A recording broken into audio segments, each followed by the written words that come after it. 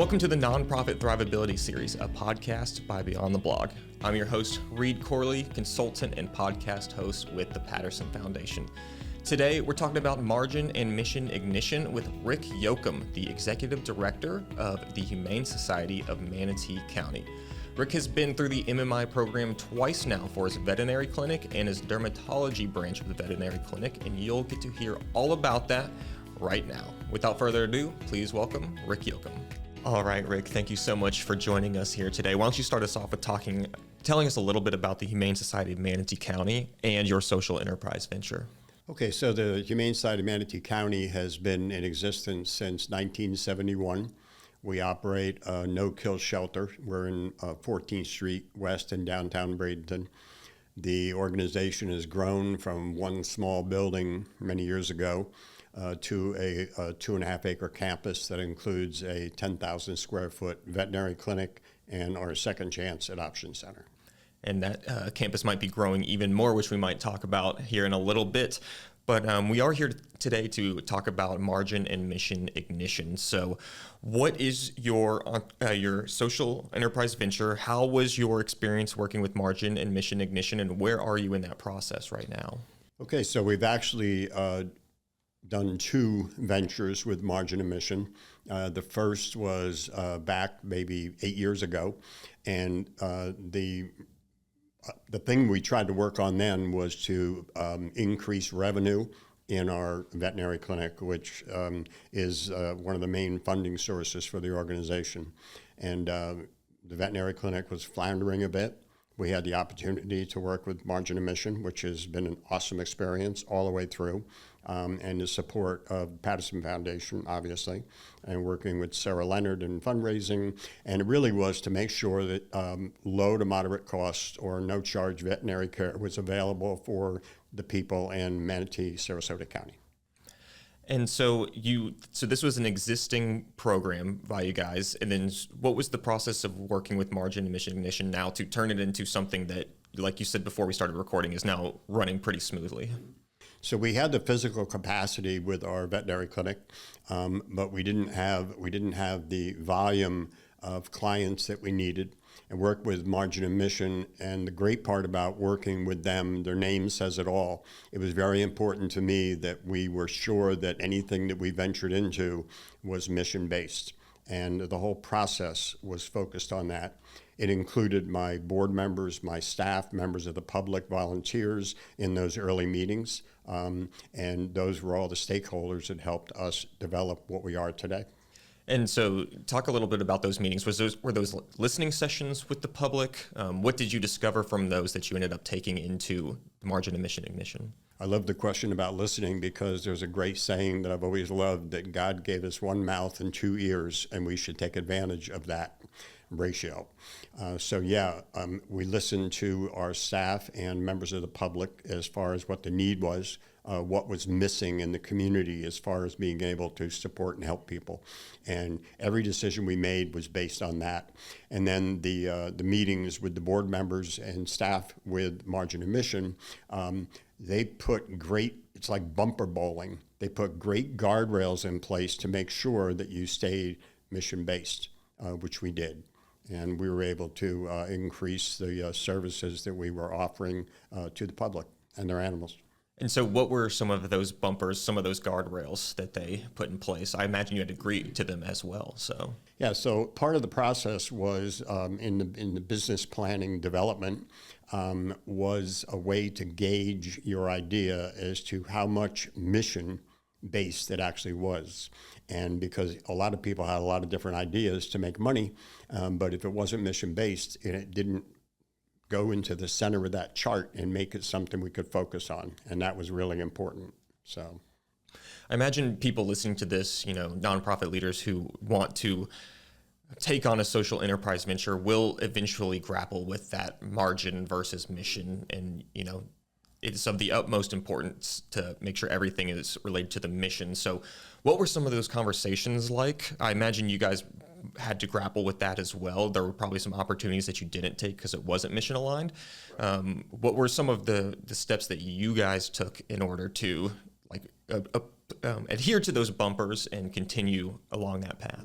throughout the entire process. And again, working with margin and mission with Larry and Michael, they're very focused. They let you talk, but if you're talking down the wrong road, they will steer you to the correct road. And that was very important to help me, especially with our board members and our staff. Everybody has ideas, but we wanted to make sure that what we were doing was going to generate services that people really needed. And I think the mistake that a lot of nonprofit organizations make, they reach out to ideas that don't make sense for them because it seems like an easy revenue road to go. And in the end, you're going to fail. You have to stay true to who you are and what you do. You had the veterinarian clinic open beforehand, but how did you know that this was something that you guys wanted to double down on? How did you know that there was the market demand for that? Was that something that Margin and Mission Ignition helped you guys decide? They definitely helped. What it was really the staffing setup. When I first came here 10 years ago, one of the goals of the organization back then was to control expenses. You wanted to build your revenue, but they wanted to control expenses. So with working with Margin and Mission, it was great because they truly understand and were able to speak to, if you want to increase your revenue, you've got to do the flip side of the coin, and you have to start adding staff, which is going to increase expense. You're going to have to purchase equipment, which is going to increase expense. And what we did in our first venture was we got involved in using a lot of contract vets that work per diem, per day. And that was we were able to increase our capacity by 20 or 30%. Just by adding a couple of contract vets into the mix. In the beginning, you have to upfront the money.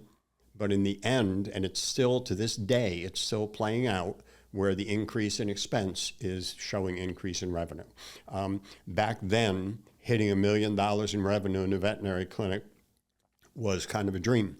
This fiscal year, we're halfway through now in March. At the end of this fiscal year, our revenue in the clinic already in 6 months is $1.15 million. And that's how we support our shelter and our organization. Now, you just talked about revenue. How have the expenses increased in that time? Because I imagine you brought on more contract veterinarians or hired some. So how have the expenses increased with that revenue increase? The biggest increases in expenses, obviously right now we're working with 7 different contract vets. So there's a cost to that. But it does have a very good revenue return. But in order to have that number of veterinarians, you have to have your medical support staff. And I have methodically increased their compensation and benefits over the years. So we're very competitive with independent or corporate veterinary clinics so I can retain high quality, talented staff. And it's working. And talk a little bit more about that, because I feel like that's a pressure that's going to be on a lot of nonprofit leaders' shoulders, is to pay their people effectively, especially when we're talking about a for-profit venture within a nonprofit organization. So how have you thought about continuing to pay your people a wage that you think is appropriate and to continue to retain them? Part of my business philosophy fell right in line with Margin and Mission also in tracking results. And when I say tracking results, I don't just mean track dollars. I mean, track the results of the services that you're providing and the number of people that you're helping. One of our main goals is keeping families together, 2-legged and 4-legged members, and this helps. And that's just been very, very successful. By 2-legged and 4-legged, do you mean like if there's a litter of puppies, that family, or like trying? It's an unfortunate reality that people surrender their animals because of financial reasons. Could be housing, could be senior citizens struggling, could be someone who's a new waitstaff server position. You don't have a lot of extra money. And sometimes people have to make a difficult decision to give their animal up through surrendering the animal. So what we try to do is make sure we provide services to keep those families together, which keeps animals out of the shelter system. Okay, and we know how important people's animals are to them. Their pets. It's everything, right? Yeah. So we've talked about one of your Margin and Mission Ignition initiatives or programs. What is the second one? You've mentioned that a couple times. Could you elaborate? Absolutely. So through the response from the public and our staff, what people were looking for and seeking and couldn't find was low to moderate cost dermatology care. Dermatology issues in animals, a lot of it's environmental, some of it's allergies, but a lot of it's environmental. And here in Florida, we've got a fistful of different environmental issues we have to deal with. You have an animal with a skin condition, a rash that won't go away for a year, ear issues, skin issues. They can be very, very draining on both the animal and people. So we started to provide dermatology services. This was our second venture, and that again has been extremely successful. A lot of times those conditions were treated with steroid-based medications, and as most people know, steroids over a long period of time for an animal or a human is not healthy, and it can diminish their life greatly and shorten it. So by being able to treat these allergies and skin conditions without steroid-based medications gives that animal and their owner a better quality of life. And was that part of the advanced MMI initiative? Okay. And so I usually ask people, this is a big time investment, margin of mission ignition. It's 30 months. It's a lot on the executive director. You've done it twice now, so I assume you recommend it. I assume you have good experiences with it. I've actually been, I'm kind of an ambassador for margin of mission with other nonprofits. I tell people all the time when I talk to people that I try to run our nonprofit like a business. Nonprofit is our tax status. That's not our business plan. And in the beginning, some people warned me not to sound too much like a business because then people aren't going to want to support you. Quite honestly, the exact opposite is true.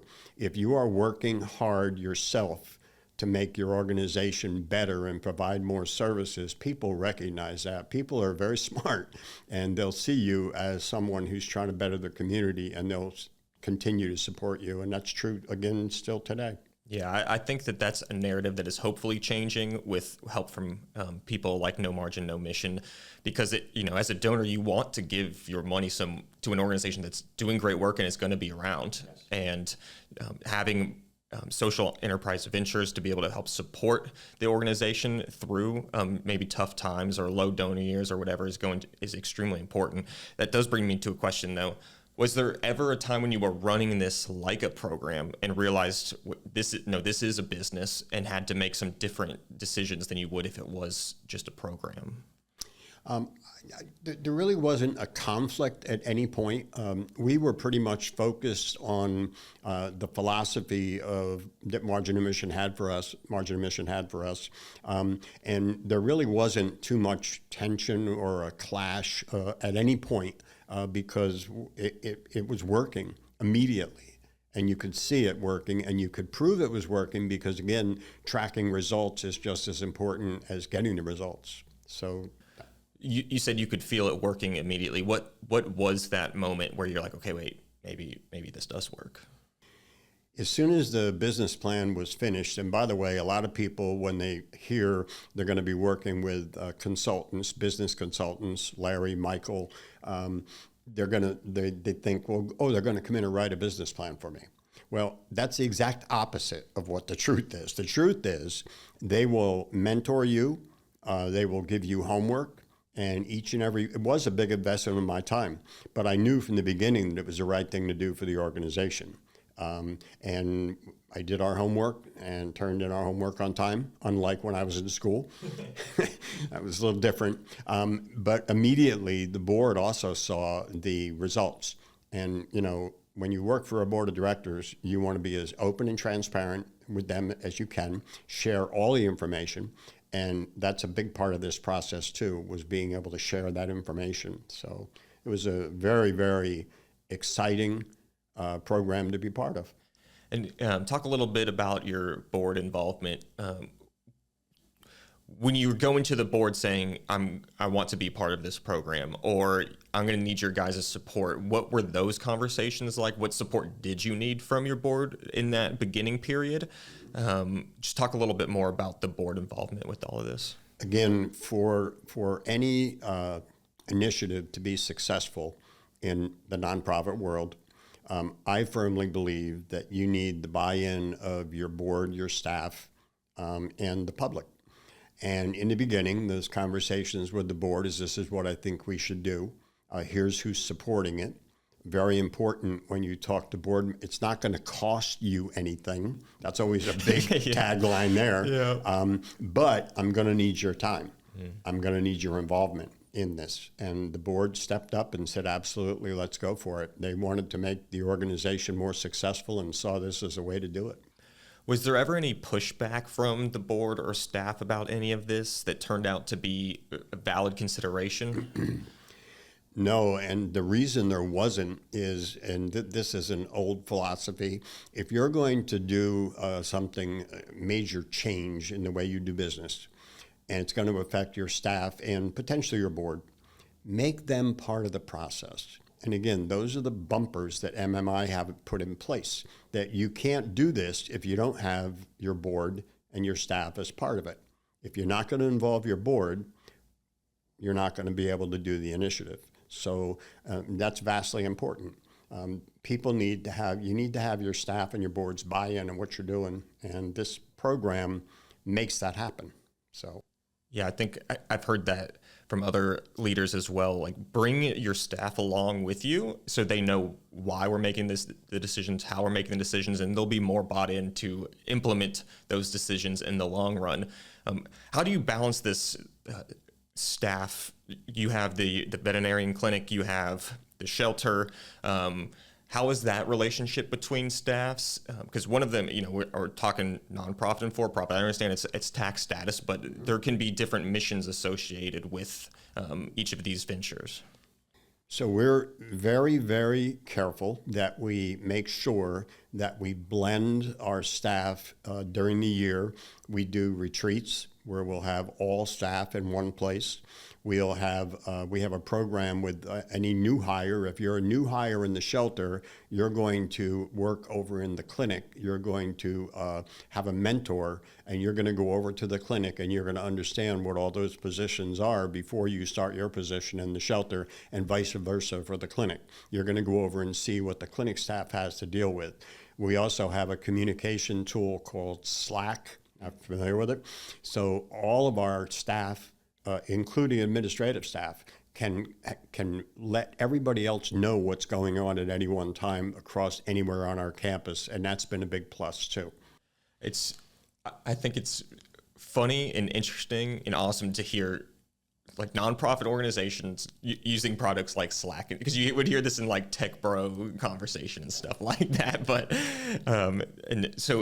we'd like to talk about ripple effects here at TPF. Unintended positives that have happened from these initiatives. So what are some ripple effects that you've experienced from working with Margin and Mission Ignition twice? So I'm going to refer to these more as waves more than just ripples, because some of the waves that have happened being part of this program, credibility with grantors and foundations rises, and there's waves of support from that. The other one that I wasn't aware was going to happen was the increase in collaboration with other nonprofit organizations, because one of the realizations you come to as you start talking to people is that our clients are not exclusively our clients. Our clients are also going for help for unhoused situations, and the list goes on and on. So we have a high level of collaboration with a lot of other nonprofits, not just animal welfare, but other organizations that are benefiting the community by the work they do. And that's been great. Talk a little bit more about that collaboration, because that is one of TPF's 5 C's. They are caring, connecting, collaborating, contributing, and creating. We know that impact gets multiplied when organizations collaborate. So would you mind just digging into that a little bit deeper? No, I mean, I'm well aware that I'm in the Patterson Foundation office here, and I said to myself when I got here, I'm going to say collaboration at least 6 times. But collaboration is part of a lot of what I do. I like to reach out. The underserved community, the Hispanic community, So we collaborate with several different organizations that are based in that community, and that's been a huge plus for us. To be able to, get into these other areas that maybe is not our wheelhouse, but by collaborating, it really makes the whole process a whole lot easier and better. And so what would you say to a nonprofit leader who's considering a social enterprise venture? Maybe they are blessed with the opportunity to work with margin and mission ignition. Maybe they aren't. What's some advice you would give them? And I give this advice all the time when I talk to people. I find out what are your wishes? What's your goal? Where do you want to be? And a lot of times it's based on increased revenue, but more often it's based on wanting to provide more services for people who need them. Nonprofits fill a huge gap in communities for people, giving them help on so many different areas to make their life better. Quality of life better. So, once people tell me what they want to be, then I tell them the value of working with margin and mission. I tell them it's going to be a lot of work, and it is, but I also tell them you've got to involve all your stakeholders, for sure, including the public. You have to listen. Use those 2 ears. That's very, very important. But go for it. Yeah. And I think going back to the waves, before we started recording, you were talking about a campus expansion, a massive donation that you received.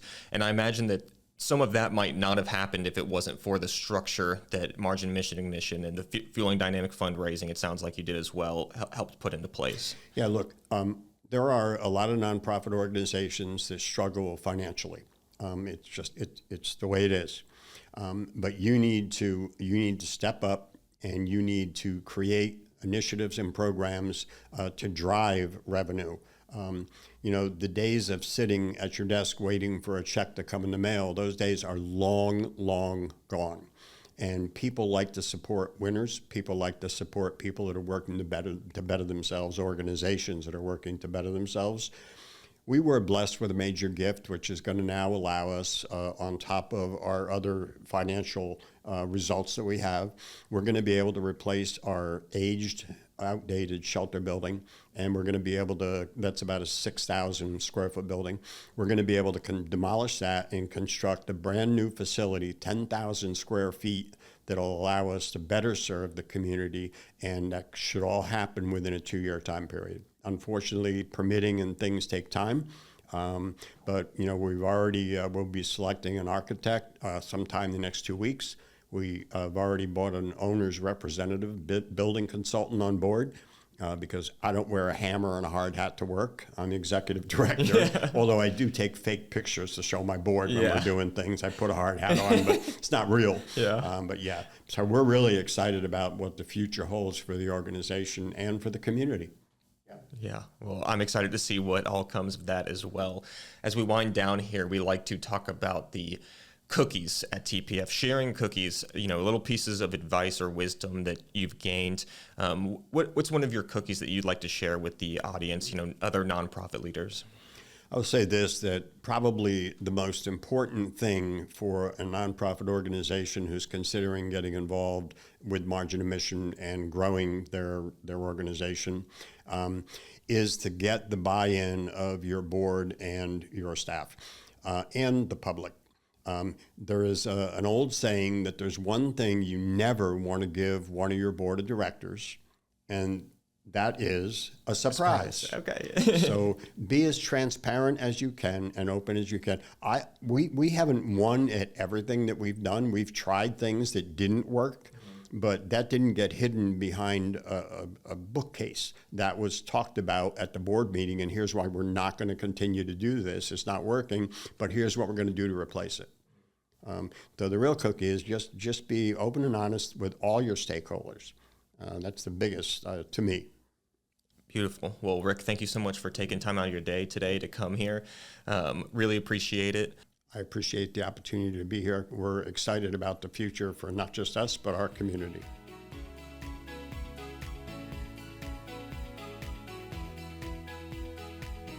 Thank you for listening to the Nonprofit Thrivability series. To learn more, please visit thepattersonfoundation.org.